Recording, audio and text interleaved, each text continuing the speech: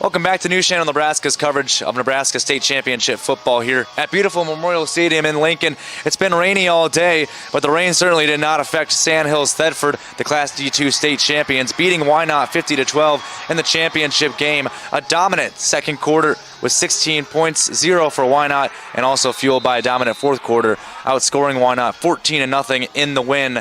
And a dominant performance on the ground, 493 rushing yards on 68 rushing attempts for Sandhills Thedford, and also history being made here tonight at Memorial Stadium. Kyle Cox, quarterback for Sandhills Thedford, rushing for 486 yards, which is a state playoff record. He also had 6 touchdowns as well. Wynot, meanwhile, they actually scored the first points of the game. It was a touchdown pass from Dylan Heine. They went up 6-0, failed the 2-point conversion. But it was 28 unanswered points by Sandhills Thedford to go up 28-6, and from that point on, they never looked back. They never allowed Wynot to get back into the game. Their defense was dominant, and they guarded the passing game with absolute authority. 227 yards with 1 touchdown in the air for Wynot, 194 yards off of 127 passing, and only 67 yards rushing. That rushing game did not keep up with Sandhills Thedford, allowing Sandhills Thedford to essentially, no pun intended, run away with the game in the Class D2 state championship game. It's awesome for the community. We've been working for this forever. I mean, when we co-op, that was our goal, to win state, and we got it finally. So congratulations to Sandhills Thedford for winning the Class D2 state championship game, and congratulations to Kyle Cox as well for breaking the state playoff record with 486 yards on the ground rushing. What a phenomenal performance here, especially at Memorial Stadium, being able to do it in a place where I'm sure a bunch of the players out there idolize being able to play at for a state championship game.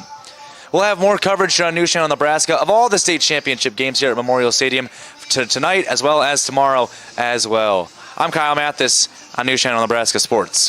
Fillmore Central High School are preparing for a bout with Norfolk Catholic in the Class C2 state semifinals Friday.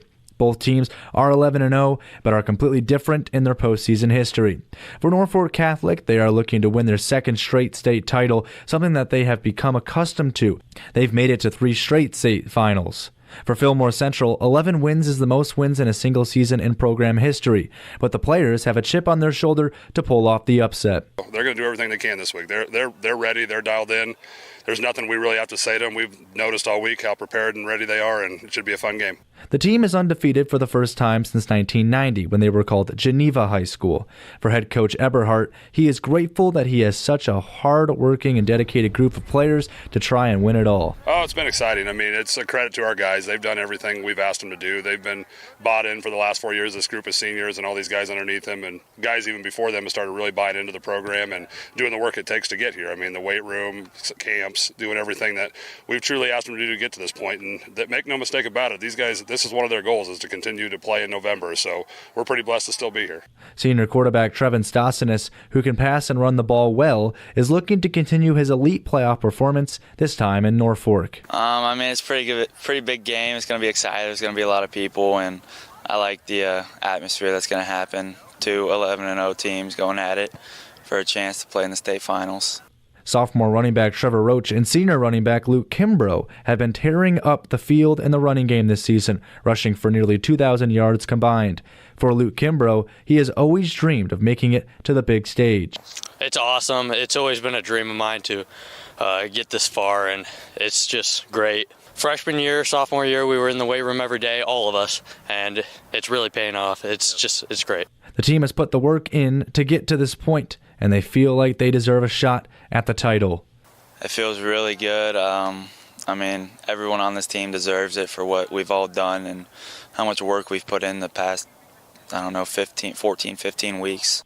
Norfolk Catholic has an elite running game that has over 3,000 yards. The Knights haven't lost a game since November of 2021, when they lost in the state championship game. For Fillmore Central, they believe they can pull off the shocking upset, and they know they have worked hard enough to earn the right to have a chance to hand Norfolk Catholic their first loss in over 2 years. It's not easy. These guys have fought and worked hard for 4 years to get to this point, but if you put the work in, it can happen. So it's exciting to see, and we hope to continue it after this year. Kickoff for Fillmore Central and Norfolk Catholic in the Class C2 state semifinals is set for 6 p.m. in Norfolk. That game can be listened to on Ole Red 99.5. Reporting for News Channel Nebraska Sports, I'm Kyle Mathas. Crete boys basketball went 19-7 last season with a state tournament appearance. Led by head coach Tony Siski in his 4th season, the team is looking to make it back to state, but not looking too far ahead this early.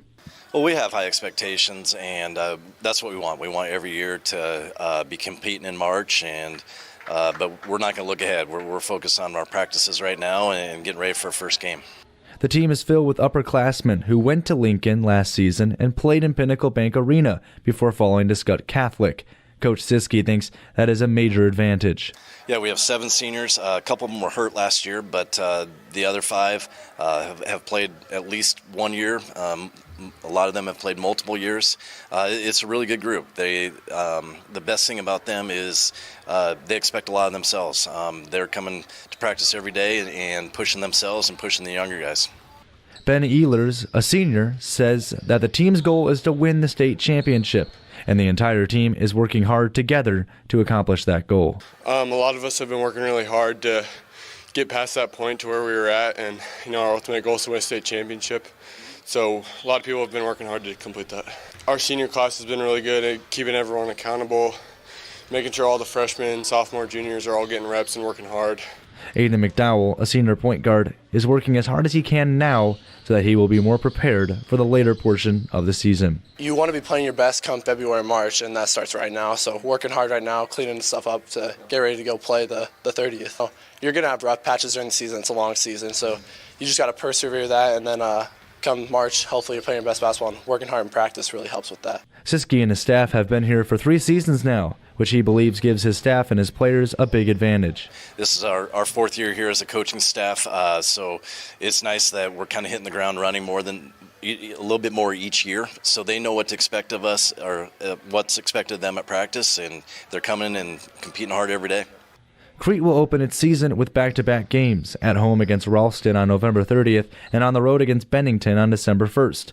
They will be looking to get back to Pinnacle Bank Arena in March. Reporting for News Channel Nebraska Sports, I'm Kyle Mathas. Trey Porter is a Doane graduate and alumni, but there is another thing he is now known for at the university. He was the school's mascot, attending sporting events and being as silly as he could be to get laughs and smiles from the crowd while in the suit. As a Norfolk Senior High graduate, he immediately went to school at the New York Film Academy in California for a semester, but didn't want to stay.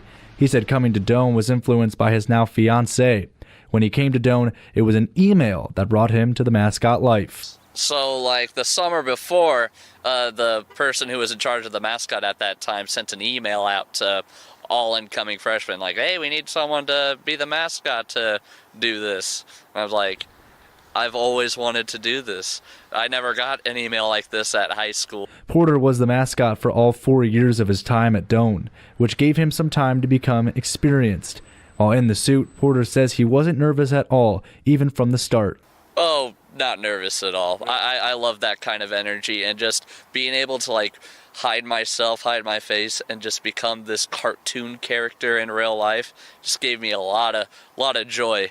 Oh, I love being silly and making people laugh, having fun, and that's exactly what you got to do to be a great mascot. So, despite his time as the mascot, Porter loves Doane and loves all the other opportunities he got along the way. Oh, I love Doane so much. I'm definitely always going to have a connection to Doane because of being the mascot for that long. But even everything else that I did at Doane, I worked at the radio station there for 4 years, loved my time, joined a fraternity that they have a local Greek system, Alpha Pi Epsilon, love that. That connection's always going to be true there. Now Porter is on to his post-graduation life, but will never lose his ability to be the silly mascot character he once was at Doane.